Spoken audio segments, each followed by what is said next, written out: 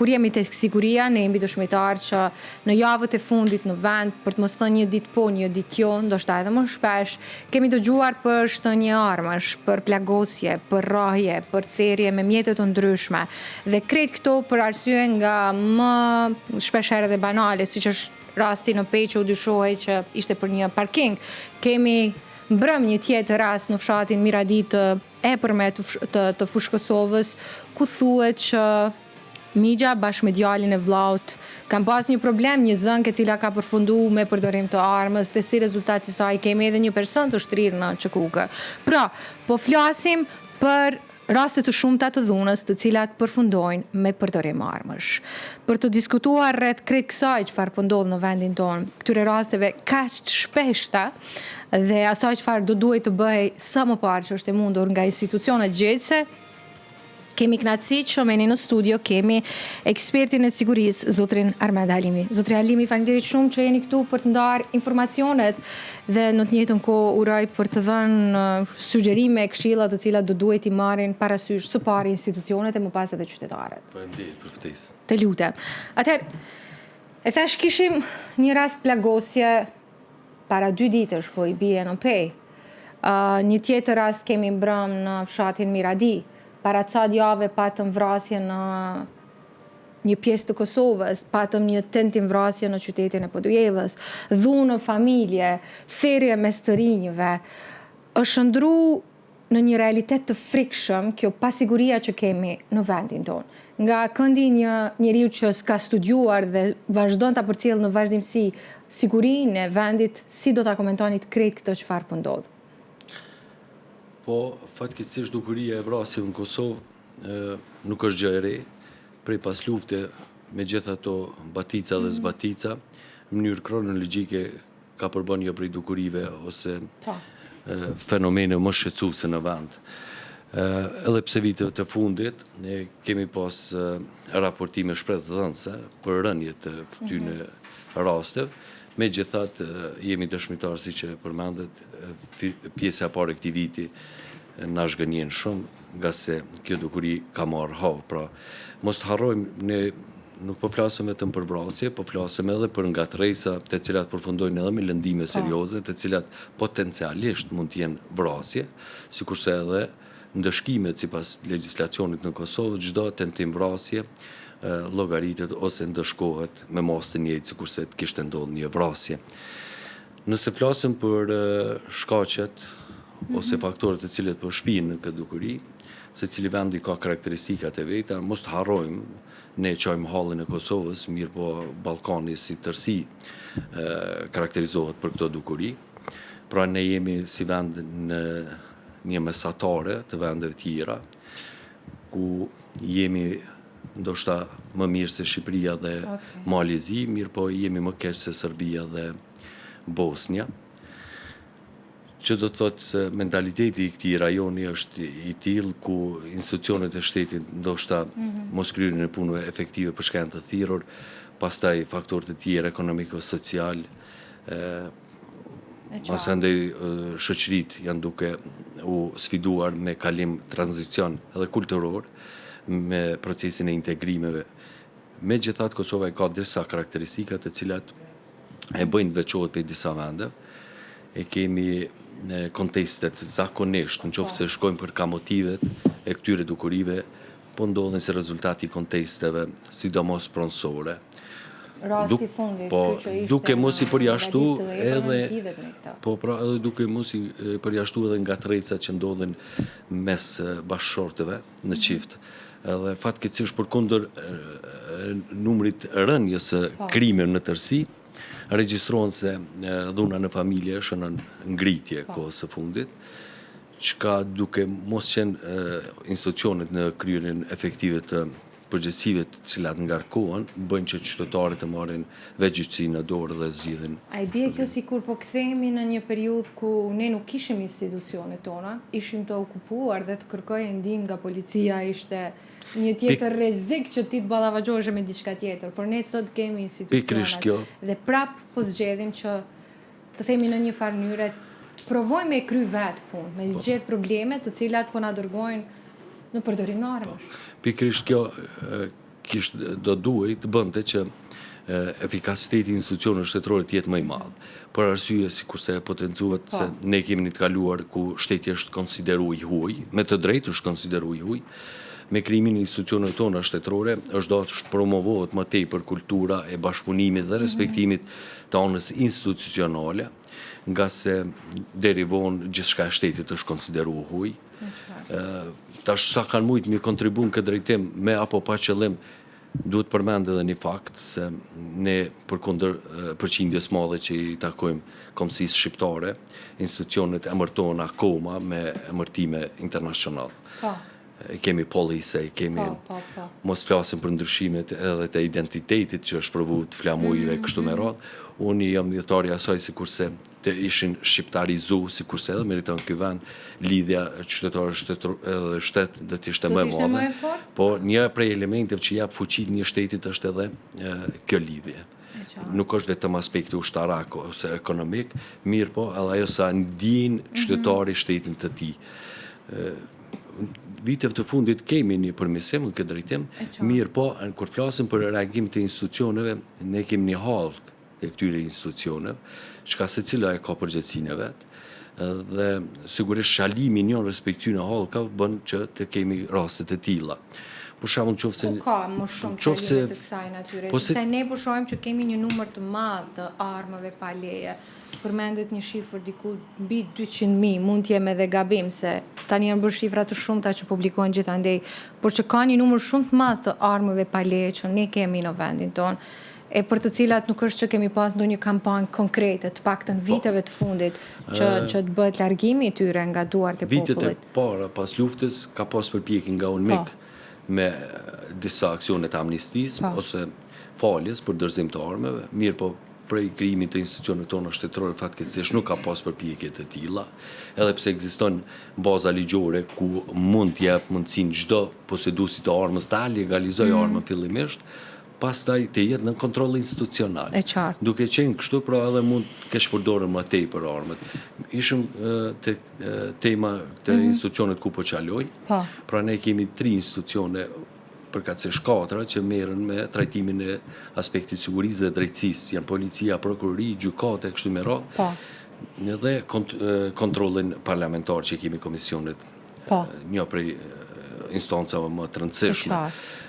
Kudo që çalojnë dalin jashtë strategjive, qoftë për siguri publike ose kombëtare, e ka kompetencën parlamentit i thret në përgjithësi se cilën prej këtyre organeve, unë vrej një papërgjegjshmëri të institucioneve, jo nuk mund të flasim për paaftësi, sepse mjaftueshëm mendoj që kemi njerëz goxha të profesionalizuar.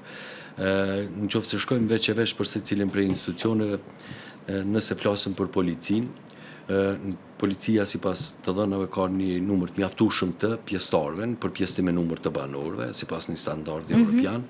Mirë po shpërndarja atyne nuk është sipas nevojave të terrenit ose të rajoneve. Pos kësaj nuk zbatohet edhe një prej koncepteve më moderne që është policia e komunitetit ose bashkësisë, edhe pse ka përpjekje kohës fundit i shohim disa patrulla lëvizë. Megjithatë, kjo polici duhet të jetë sa më afër qytetarëve, me një fjalë të merr vesh që shpo merr fryme tërë.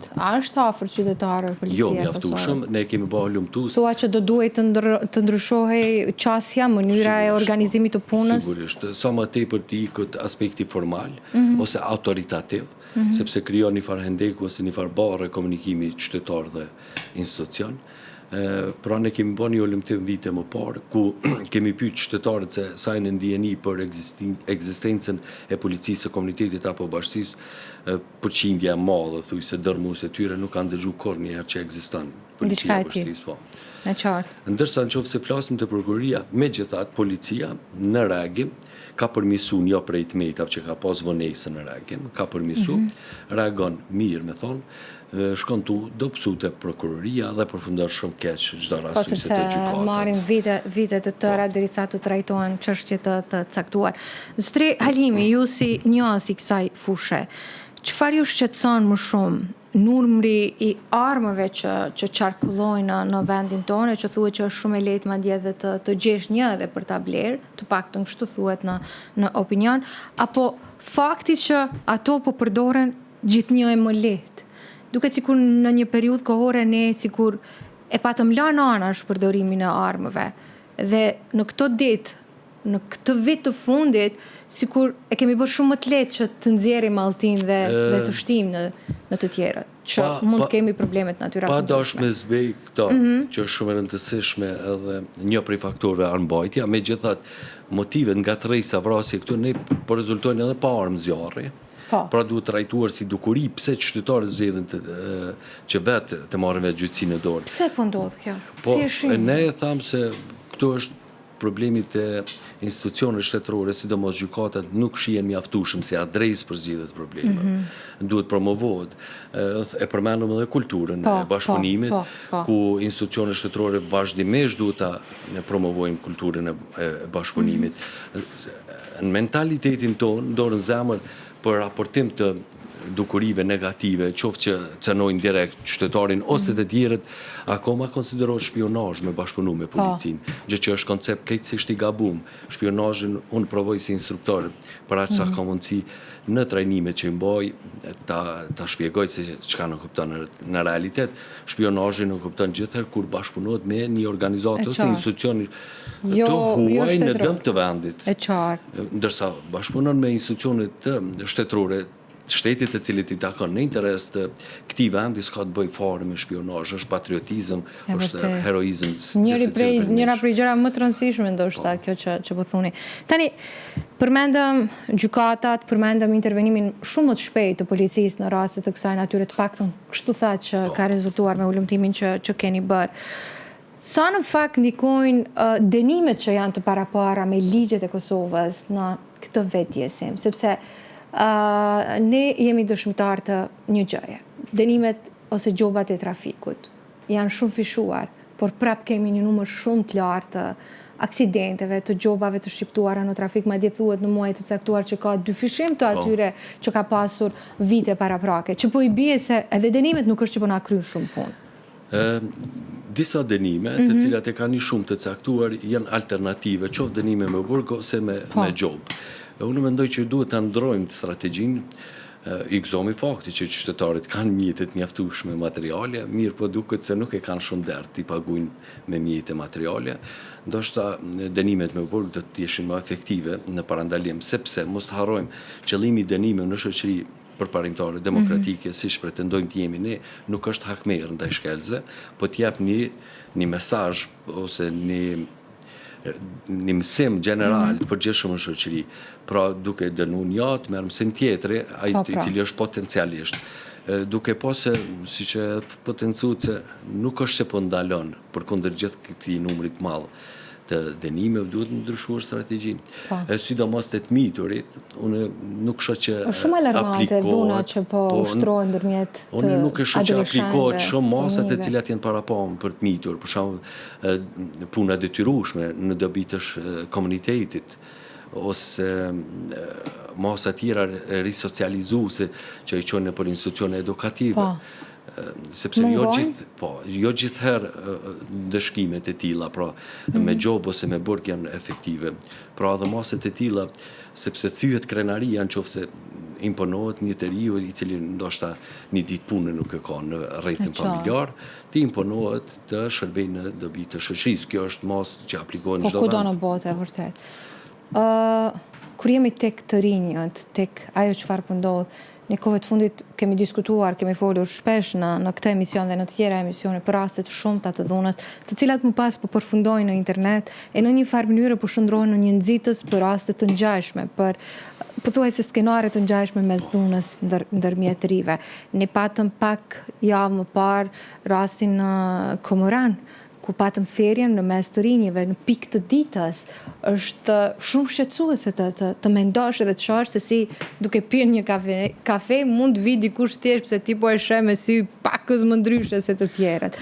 Po amencojmë raste të kësaj natyre të cilat ne kemi dëgjuar e të cilat komentohen në opinion. Dorën zemër, tash nuk është që qëndrojmë ku me ditë sa ma keq se që kemi qenë vazhdimisht, mirë po tash koha moderne, mënyra e raportimit me mediave bën të shihim dhe dëgjojmë më tepër, sepse përpara nuk kanë përfunduar një rreth të ngushtë në çdo ngatërrejs, tash merr vesh gjithë Kosova. cep më cep ku E ndodh qartë, sigurisht. Megjithatë, kjo nuk është për të ndirë rahat ose komod.